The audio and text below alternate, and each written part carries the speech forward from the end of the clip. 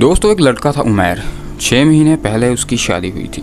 आज वो समुंदर के किनारे बैठा अपने सर को पीट रहा था। सर को पीटते हुए बस एक ही बात कह रहा था कि मैंने जल्दी कर दी। उसका फ़ोन मुसलसल बज रहा था जिस पर घर से कॉल्स आ रही थी, लेकिन वो इन कॉल्स को अटेंड नहीं करना चाहता था क्योंकि सब कुछ आउट ऑफ कंट्रोल हो चुका था। और सबसे बड़ी बात यह है कि उसने शादी अपनी मर्जी से नहीं बल्कि प्रेशर में आकर की थी। ऐसा क्या हुआ कि 6 महीनों में उमैर की ज़िंदगी इतनी मुश्किल हो गई?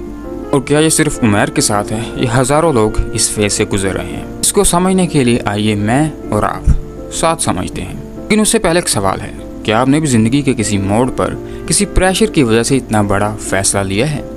कमेंट्स में यस और नो से अपनी राय का इज़हार कीजिएगा। चलिए कहानी के स्टार्ट में चलते हैं। जो उमैर 25 साल का था और बहुत खुश था और अपना कैरियर बिल्ड कर रहा था, लेकिन धीरे धीरे लोगों के सवाल शुरू हो गए। उमैर, तुम शादी कब करोगे? तुम्हारी एज तो निकली जा रही है। सब सेट हो गए, तुम सेट क्यों नहीं हो रहे? शुरू में तो उमैर इन सबको इग्नोर करता रहा, लेकिन धीरे धीरे ये सवाल उसके लिए एक सर दर्द बन चुके थे। फैमिली, रिलेटिव्स, फ्रेंड्स, हर जगह बस एक ही बात, शादी कब करोगे? धीरे धीरे उसने खुद पर डाउट करना शुरू कर दिया।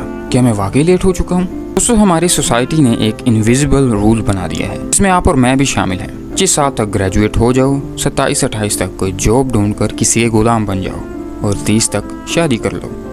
अगर आप इस लाइन से बाहर हो तो लोग आपको लेट समझने लगते हैं। लेकिन सच क्या है? ये रूल किसी बुक में नहीं लिखा, बल्कि ये हमारी सोसाइटी का अपना बनाया हुआ सिस्टम है। आप खुद ही बताओ, लोग अपनी मर्जी से शादी करते हैं या कि प्रेशर में आकर शादी करते हैं? जवाब आपको मिल जाएगा।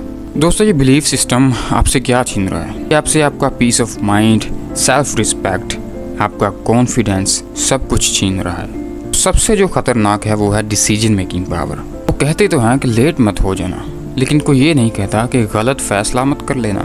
दोस्तों, सबसे बड़ी गलती पता क्या होती है? वो ये कि सिर्फ इसलिए शादी कर लेना कि सब कह रहे हैं। अब समझ आया कि उमैर क्यों कह रहा था कि मैंने जल्दी कर दी, क्योंकि उससे ये सब कुछ छीन चुका था।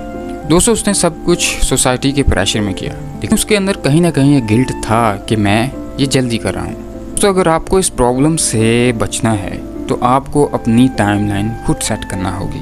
आइए देखते हैं यहाँ कुरान हमें क्या बताता है। और हो सकता है कि तुम किसी चीज़ को पसंद करो और वो तुम्हारे लिए बुरी हो, और हो सकता है तुम किसी चीज़ को नापसंद करो और वो तुम्हारे लिए बेहतर हो, और अल्लाह जानता है, तुम नहीं जानते। दोस्तों, इसका क्या मतलब है? इसका मतलब है कि जो रिश्ता आपके लिए डिले हो रहा है, शायद वो आपके लिए बचाव हो, और शायद जिस टाइम आप शादी करना चाहते हो वो टाइम आपके लिए सूटेबल ना हो।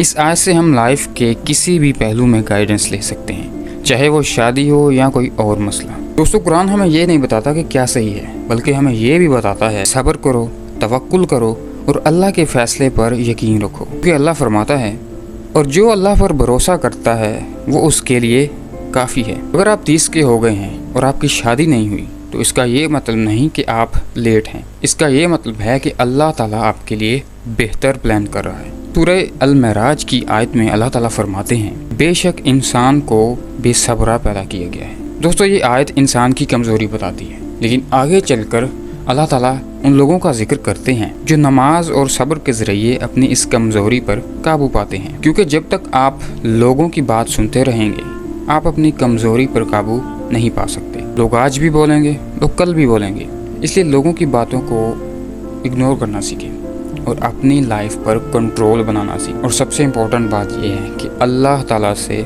मजबूत कनेक्शन बनाने, क्योंकि जब बंदा अल्लाह से जुड़ जाता है तो उसे लोगों की आवाज़ छोटी लगने लगती है और उसे अपनी लाइफ में क्लैरिटी मिलना शुरू हो जाती है। क्योंकि ना तो सोसाइटी आपकी लाइफ ठीक करेगी और ना ही लोग आपके डिसीजंस का बोझ उठाएंगे। सिर्फ और सिर्फ वो वाहिद ज़ात ही आपका कुछ कर सकती है। मुरीद को दुआ में याद रखिएगा।